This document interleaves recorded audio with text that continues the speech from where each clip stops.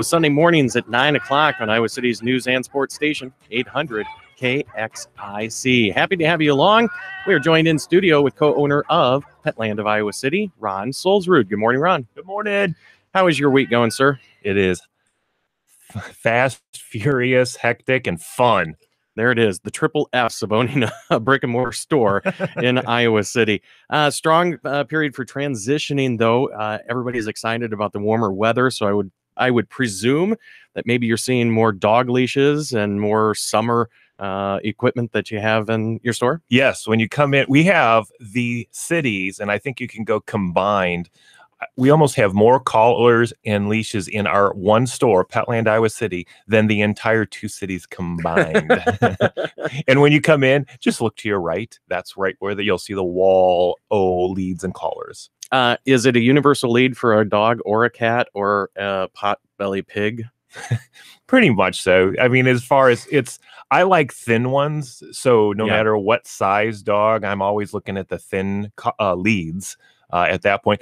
And what's funny is I like thick collars, and I just like the look of a thick collar on my dogs. You know, you don't think about it also, there's lots of different, I'm not trying to derail you from what you were talking about, but I was visiting a friend the other day, and they had a training collar on their dog with the spikes to be able to calm them down just a little bit. Yeah. Then there's a choke collar that I had on my standard poodle to be able to calm him down. So there's a lot of different ways to be able to train your dog. And right now, some people are going, "Ooh, you did that." There's actually a collar now. It's called the Sporn, and there's some other varieties. This was 40 years ago, Ron. So hey, I'm not poo-pooing that. Yeah. Those collars are appropriate when used properly. Right. So yeah, don't get me wrong on that. Mm-hmm.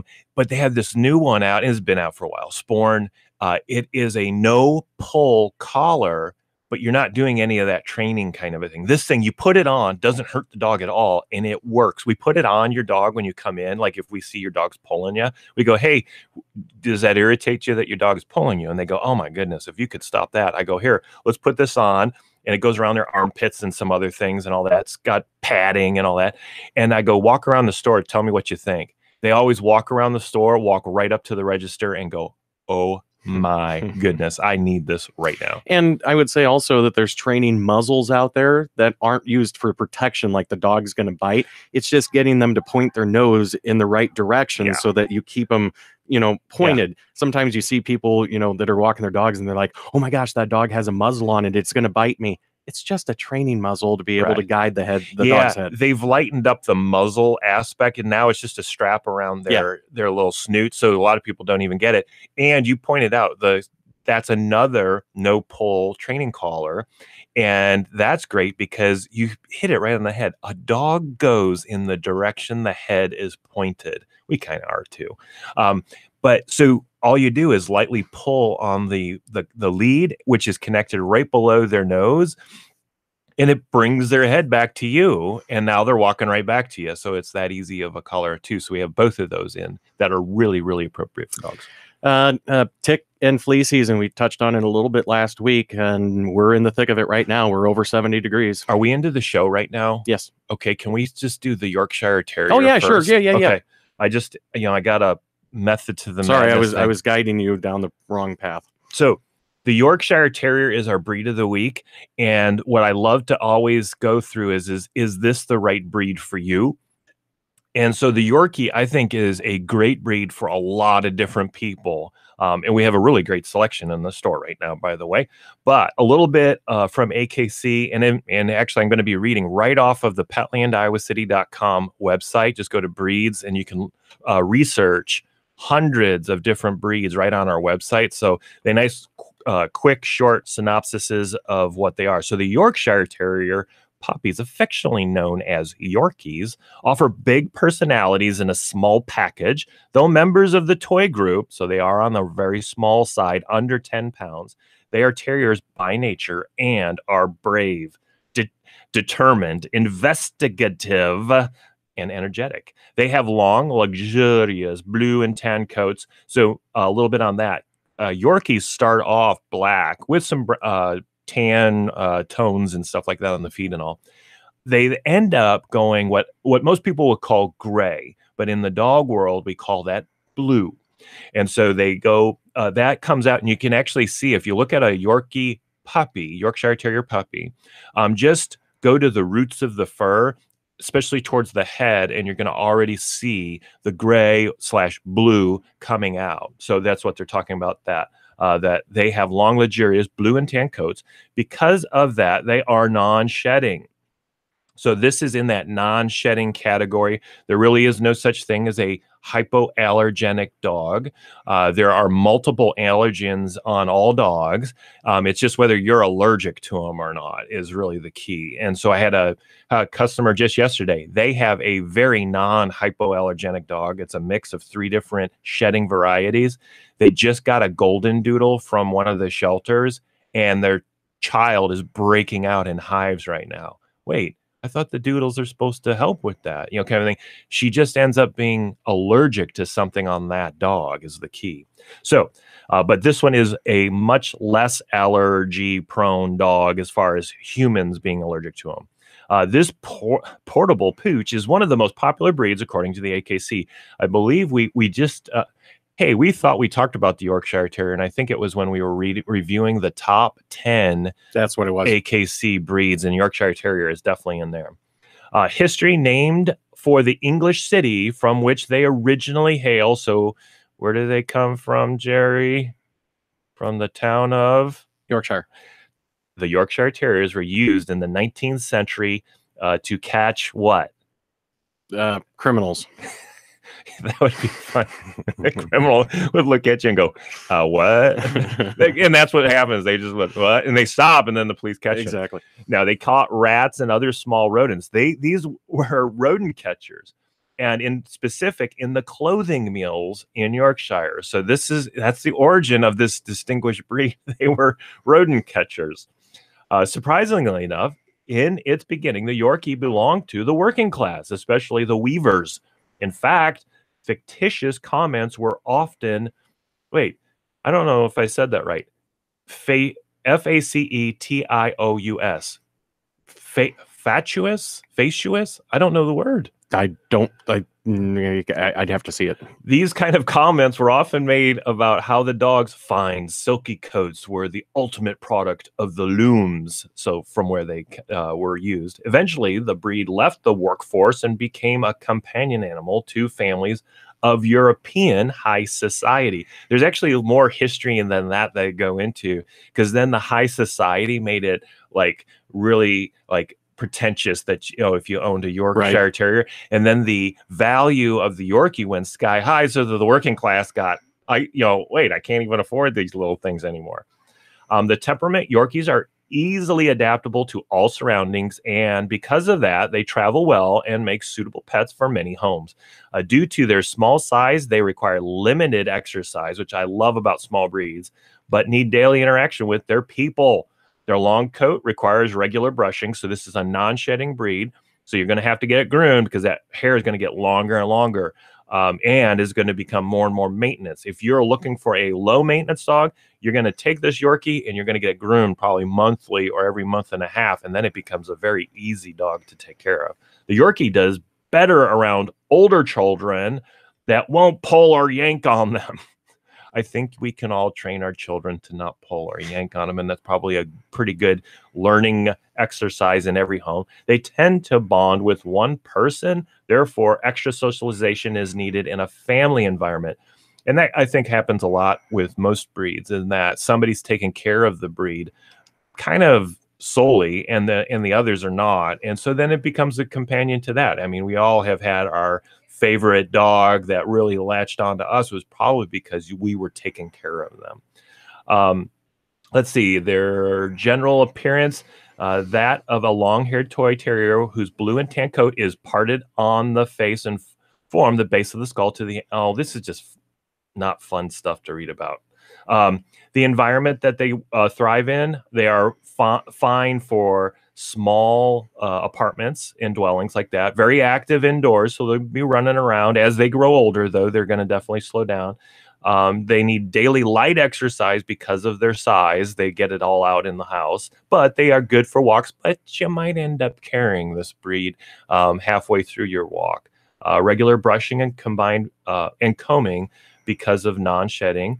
Periodic professional grooming, and if you want an easier maintainable dog, you're going to get groomed a little bit more frequently. Little to no shedding. So that is the Yorkshire Terrier. I love to go through this and say, is this the right breed for your family and where you're at right now? I think those people that are looking at large breeds, but they have a 10-hour job, they're living in an apartment, they're so exhausted when they get home. I think a small breed is really what you're looking for at this time in your life. When you have more of that time to spend with the dog, get them out, get them into yards and all that kind of stuff. I think that's a good place for then a larger breed. So Yorkie satisfies a lot of different needs for people. So would you like to talk about flea and tick now? If that's what you would like to talk about, then I'm more than happy to. All right. So it is flea and tick season right now. We were saying on the front of the show that the two peak seasons are spring and fall because fleas thrive at 70 degrees.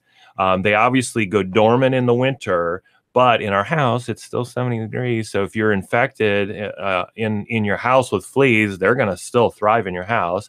And then in the middle of the summer, when it gets above 80, they like go, oh, wait, this is too hot. So they don't thrive. They don't procreate. They don't keep on multiplying as much. So we have a little bit of a lull in the middle of the summer, and then lo and behold, fall comes around and we get the peak season again. So know that in your treatment schedule. If you've ever had a flea infestation with the dog or cat that you have in that house that you've had, so let's say with another dog, but in your house, I would say treat year around, because your house is always around 70 degrees, 68 degrees, 65 degrees. And that is an environment that fleas will thrive in. So you want to protect your dog. Some of us go a little light in the winter as far as their treatment goes because, hey, I've never had a problem and I'm told that I can. Well, you are taking a risk. But if you've been successful, kind of thing, the risk, I guess, is the bigger picture. So right now, we are coming into the peak season. Low temperatures at night are rapidly rising into the 50s and 60s. Our daytime temperatures are getting into the 70s now. So this is when they thrive. So I always say there's 3 stages that people are in as far as flea and tick. The first stage is, I don't have a problem. I've never seen even one flea. That's a great place to be. That's where most of us are at right now. And this is the time to put that flea and tick product on your dog. Or if you're using your veterinarian, go to your veterinarian and get that handled now. Get your supply. At our store, we have those topical products where you squirt a little bit on the back of their neck and along the back. Those are incredibly good. How incredibly good are they, Jerry, that you asked that question? That's great. They almost put a whole... you saw into my eyes. I like looking into your eyes. That's a whole different show. They almost put a whole industry out of business. The bug control business that comes in and treats the cockroaches and all that kind of stuff. 80% of their business used to be coming into your house and treating your house for fleas and ticks, and primarily fleas. When Frontline and Advantix came out many years ago, that almost put that whole industry out of business because 80% of their revenue went away. That's how effective these products are now. So use them. They still work. Life is beautiful with these. And they're so cheap now. So it's around $10 a month, $10 to $12 a month, keeps you safe. And that I'm going to say I'm not going to save $10 to go at a risk of having fleas in my house. So stage 1, just use those topicals. Frontline and Advantix now have generics out. And they're just as good. So they're even cheaper now. So there's really no excuse for not doing this at this point. So that's stage 1. Get it done. Stage 2, you always go back to stage 1. Stage 2 is I saw a flea or tick in the carpeting, on the couch, on the counter, on the floor, on my dog, on my cat. Now you got to go to stage 2. So go back to stage 1. apply the product to your dog immediately. You have a problem bigger than you realize. The next thing is there's a product called Cap Guard. It is a wonderful little pill that you can give, and it's something that we have at our store as well, Petland, Iowa City. And you give that pill to your cat or dog, and every walking flea will die within the next 30 minutes. It is an amazing product, but it only is a temporary product. So after that, it then is done. So that's why you still need step one, apply the topical product, and that is your Frontline Advantix or one of the generics. Now you're getting things back under control, and it's always on the source, and that is your cat or dog is the source of all these. So Cap Guard. Step 3, oh, I did see them in the house. Now you're going to do step 1, you're going to do step 2, Cap Guard, and then you're going to do step 3. You're now going to treat the house. Now you're getting into chemicals and gosh, I don't like this and all that. That's why you always go to step 1 before you have a problem. So that's the 3-step process. If I went through it a little too quickly and you said, hey, I'm not quite following you on this, come into our store. We'll go through that with you so that we'll assess where you're at and then say, this is what I would suggest. As you get to that step 3, there's a lot of avenues to go down, and that's why we kind of need to know your situation. We have stuff for carpeting. We have stuff for floors. We have stuff for sofas, couches, and all that kind of stuff as well. So that is flea and tick fairly quickly. Then we move into what we were talking about, bad breath. And you can't give your pet a Tic Tac. They'll just swallow it. No, it doesn't do them any good. Bad breath is something that you don't have to put up with anymore. There are products out there, and I just reviewed it with my own dentist, and I said, did you know they have incredible products for cats and dogs now? This product, Tropiclean is one of the manufacturers, but there's other manufacturers that do it. We have such a wide variety of products that handle that bad breath. And I'm talking, you do it today and the bad breath after you apply it is gone, but you do have to continue the treatment. What's happening with bad breath? It's the same thing that we have issues with. When we get some plaque buildup on our teeth, that's very porous. Bacteria get into that, kind of like, think of a sponge. A sponge is very porous. Bacteria get in there, just like a sponge gets stinky after a while if we don't clean it and all that kind of stuff, and we throw it away as a result. Well, on your teeth, you can't do that. So we need to get in there and clean it.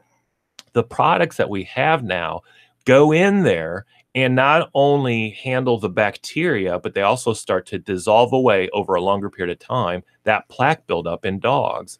And I posed this to my dentist because I'm like, is this something that we could use on people? And he's like, that's an interesting question, but there is nothing for humans out there right now. And I don't suggest using the product on us.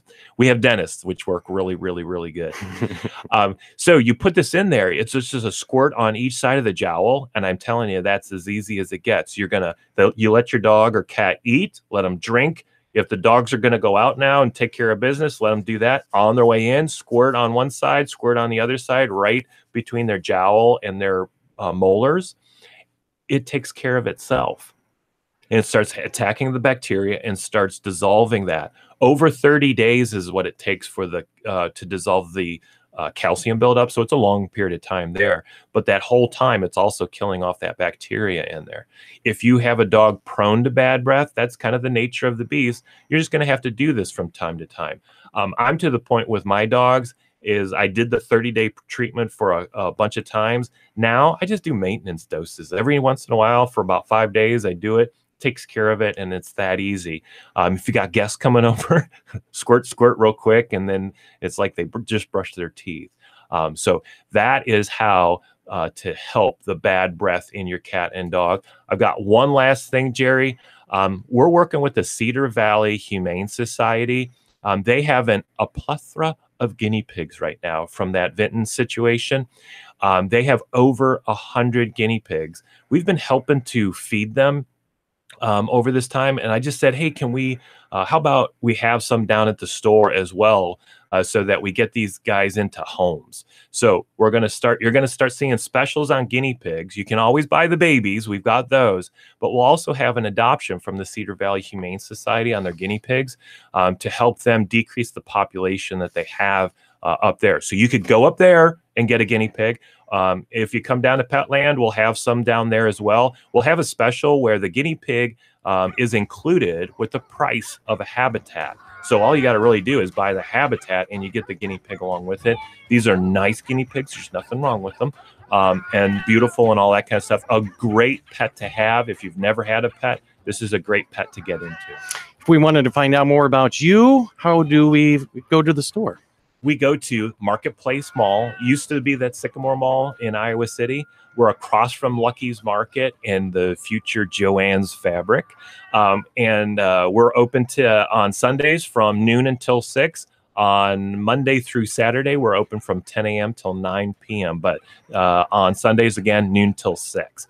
You can visit us at petlandiowacity.com. You can go to Facebook. We're posting pictures all the time up on Facebook of what we're doing, how we're doing it, and all that kind of stuff. And so you can check that out as well. Ron Solzwood, co-owner of Petland of Iowa City on Iowa City's news and sports station 800 KXIC. It is the Positively Petland Show every Sunday mornings. Thanks for joining us. Thanks.